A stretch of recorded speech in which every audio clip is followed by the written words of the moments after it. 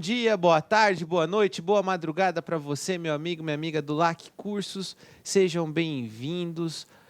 Aula aí bacana sobre excludentes da culpabilidade. No caso aqui, a coação irresistível e obediência hierárquica.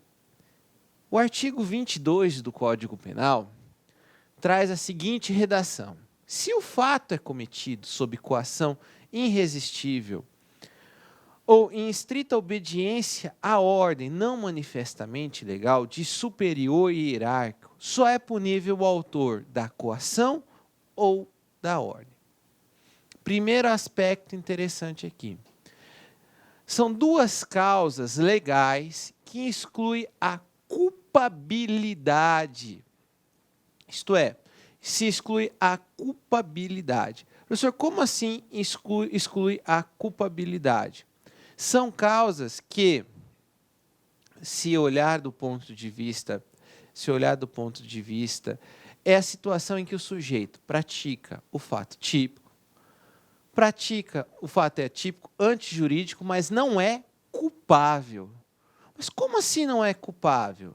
Porque ele agiu, mas ele agiu de forma em que ele não tem culpabilidade. Quando se fala em coação irresistível, nós estamos falando da coação moral irresistível. Então a pessoa foi e ameaçou. Chegou no agente e diz assim: se você não matar determinada pessoa, eu mato a sua família. Então, numa situação de coação moral irresistível, ele foi até o local e matou a pessoa a qual ele tinha que matar para poder salvar a sua família. Percebam, ele teve domínio, ele teve vontade. Mas, professor, mas a vontade dele foi viciada. Não, os motivos que levaram ele a cometer o delito foram motivos em que não se espera uma conduta diferente da qual ele cometeu. Por isso, coação moral irresistível. E obediência de ordem não manifestamente legal, de superior hierárquico, também. Aqui nós vamos ver que se trata de uma relação de ordem hierárquica. Como assim de ordem hierárquica? Nós estamos falando de uma relação em que se envolve aí o funcionarismo público. Então, nessa situação, vamos imaginar os policiais. Nessa situação, o superior dá uma ordem para seu subordinado. E essa ordem não parece ser tão ilegal assim, e o subordinado acaba cumprindo uma ordem. Em tese, tanto o subordinado quanto aquele que sofreu a coação moral irresistível, eles cometem um fato típico, ilícito, mas eles vão ter as excludentes da culpabilidade. Mas vai ficar por assim mesmo? Não. Aquele que fez a coação moral irresistível, ou aquele que deu a ordem, eles serão punidos. É isso que está dizendo o artigo. Mas vamos lá. Então, só para deixar bem claro, a natureza jurídica desse artigo são causas excludentes da culpabilidade. Só para a gente fixar aqui, lembre-se, o crime é um fato típico, ilícito e culpável. Então, diante disso, vai se excluir a culpabilidade, o terceiro elemento do crime. Por isso que se fala que a natureza jurídica, o que é isso para o direito? São causas excludentes da culpabilidade. Vamos falar da coação moral irresistível. Ela tem os seguintes requisitos. Vamos lá. Primeiro requisito, ameaça do coautor, ou seja, a promessa de mal grave e iminente ao qual o coagido não é obrigado a suportar. Significa que o sujeito ele recebe um mal grave. Detalhe, é um mal grave, uma promessa de mal grave e iminente, isto é, está prestes a acontecer. Então, é algo sério, algo que requer uma decisão de imediato. E aqui deixar bem claro, trata-se de uma coação moral de ordem irresistível. Como assim irresistível?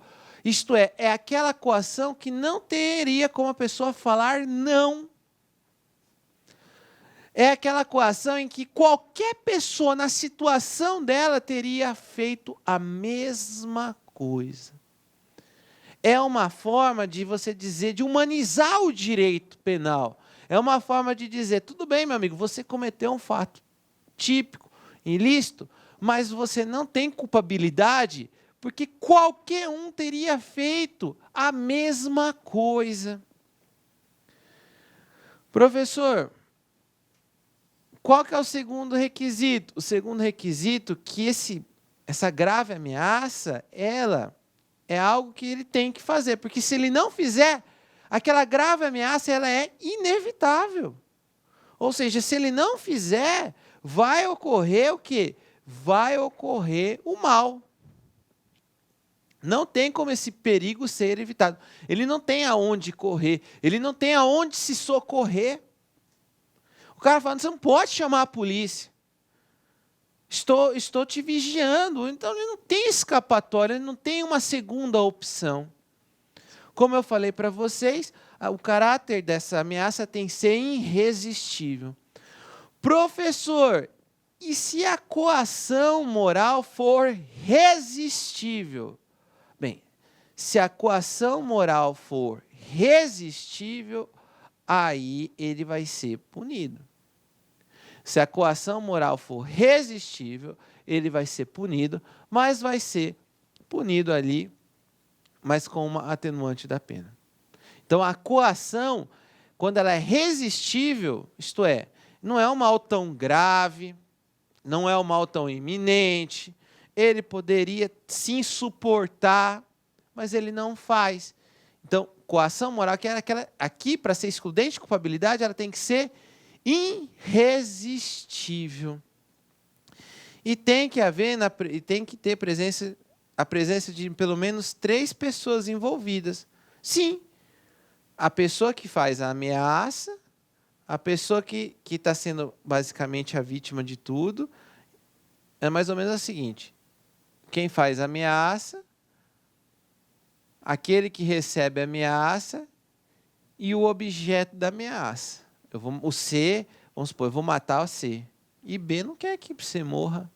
Então, sempre vai estar envolvido pelo menos 3 pessoas. O coautor, o coagido e a vítima do crime a este ser praticado. Detalhe, tem a vítima do crime também. Então, sempre há no mínimo 3 pessoas. Qual que é o efeito jurídico? Pune-se somente o coator. Ou seja, aquele que emitiu a coação moral irresistível. Se ela for resistível, vai ser uma atenuante genérica da pena. Significa que o sujeito vai ter uma pena próxima do mínimo legal. Isto é, ele vai ser punido, mas terá uma pena próxima do mínimo legal. Detalhe importantíssimo. Coação física irresistível é diferente de coação moral irresistível. Existe aí uma grande diferença entre coação física irresistível e coação moral irresistível. Isto é, a coação física irresistível, o que ele vai fazer? Ele vai suprimir a conduta. Ou seja, o agente não tem conduta, não tem voluntariedade na conduta. Consequentemente, exclui-se o fato típico. Coação física irresistível, exclui-se o fato típico. Coação moral irresistível, exclui-se o quê? A coação moral irresistível. Exclui-se a culpabilidade. Poxa, professor, então isso cai em prova de concurso público? Isso despenca na prova de concurso público, porque ele tende sempre a confundi-los. O conceito e os efeitos da coação moral irresistível e da coação física irresistível. Vamos falar da obediência hierárquica. Primeira situação. Trata-se de uma relação de hierarquia. Então, nós estamos falando de administração pública. Vamos lá. Eu falei de relação entre patrão e empregado, só se for dentro da administração pública. Quando se fala em relação de hierarquia, nós estamos falando de administração pública, nós estamos falando de uma hierarquia que existe entre as polícias, entre os bombeiros, enfim. Hierarquia. Agora, no âmbito privado, não existe a questão disso. Vamos lá. Primeiro ponto a gente já esclareceu. Segundo, a pessoa que recebe essa ordem, ela tem cara de ser legal. A pessoa que recebe essa ordem, ela não conhece a ilegalidade da ordem.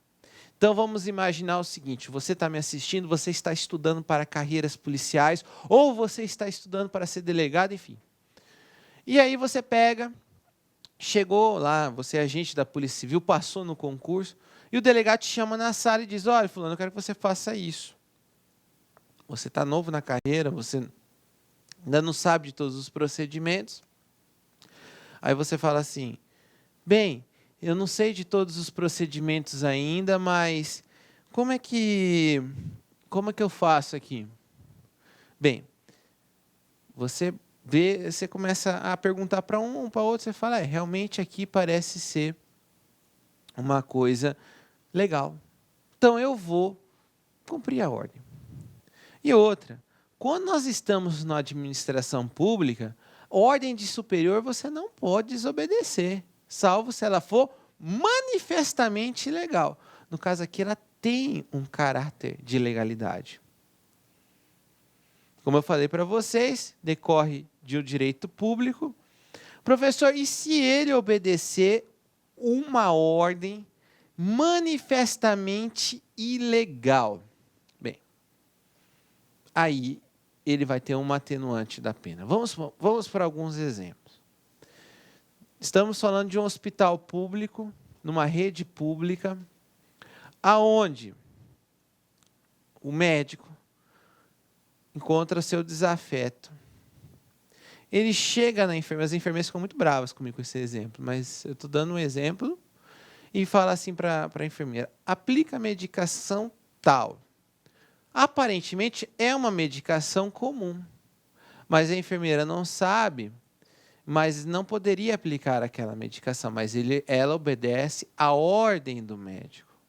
Consequentemente, ela vai e aplica e causa a morte do paciente. Quem vai responder pela morte do paciente é o médico, porque ela cumpriu ordem de superior hierárquico, não era manifestamente legal. Ou o policial que está começando o trabalho nas ruas, o policial militar. Aí ele se depara com uma situação, ele recebe a ordem do comandante da guarnição e é uma ordem que aparentemente é legal, não há nenhum problema. Vai lá, pega o sujeito ali, o sujeito já estava algemado, ele chega na cena, o sujeito está algemado, diz, vai lá, pega o sujeito e bota no camburão, vai lá. É uma ordem manifestamente normal, tranquila, mas depois descobre-se que a prisão tinha sido feita de forma ilegal, mas ele não tinha esse conhecimento. Agora, se ele sabe que a prisão é ilegal, ele sabe que não podia assim ser feito, aí, e ele cumpre a ordem, ele vai responder também pelo crime. Questão aqui, vamos lá, gente. Apesar de estar pequenininha a letra, vocês têm aí no material de vocês. Lá de Rondônia. Em uma situação hipotética, um chefe de departamento da prefeitura de determinado município ordena que seu subordinado o ajude a levar uma mala de dinheiro subtraído das finanças públicas para sua casa, garantindo estar apenas fazendo um empréstimo para pagar dívidas. Estranhando a situação, o subordinado manda uma mensagem para um advogado, perguntando como deve proceder. O advogado, por sua vez, responde prontamente que, conforme a doutrina, letra A, o servidor possui dever legal de obedecer atos de seu superior hierárquico de forma inquestionável. Acabamos de ver que não é bem assim. B, o servidor tem irrestrita liberdade para decidir em função da sua estabilidade no cargo. Irrestrita? C, imperatividade relativiza a atitude do chefe de departamento invertendo o ônus da prova. D, a ordem por manifestamente ilegal afasta a presunção de legitimidade do ato. E letra E, a ordem, embora excepcionalmente, contém elementos essenciais para sua eficácia. Espera aí, um dinheiro, uma mala cheia de dinheiro, muito estranho tudo isso. Aí fala para o cara, leva para minha casa ainda. Tipo, não é nem dentro da administração pública, é sair de lá para ir para a casa dele. Olha, totalmente ilegal. A resposta correta é a letra D. Sim, é uma ordem manifestamente ilegal, então você não precisa cumprir o ato. E é isso o nosso momento reflexivo de hoje. Eu acho muito legal isso aqui. Durma com ideias e acorde com atitudes. É bom sonhar. É bom a gente ter ideias. Mas o mais importante do que ter ideias é ter atitudes. É ter força. É você buscar e concretizar aquilo que você tem na sua cabeça. Então não basta ficar no mundo das ideias, mas ter força, garra e disposição para ir atrás e fazer acontecer. Não é fácil, mas também não é impossível, tá? Basta acreditar, basta ter paciência que você chega lá, tá certo? Então era isso que eu tinha a dizer para vocês, tá? Um grande abraço, fiquem com Deus e até o nosso próximo encontro. Clique like.